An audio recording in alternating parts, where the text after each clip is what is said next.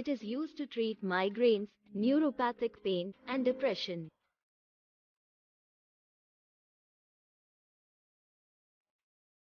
It is a tricyclic antidepressant that increases serotonin and norepinephrine levels in the brain, improving mood and reducing anxiety and depression. It also has sedative properties for sleep issues and can change pain signal processing to alleviate chronic pain.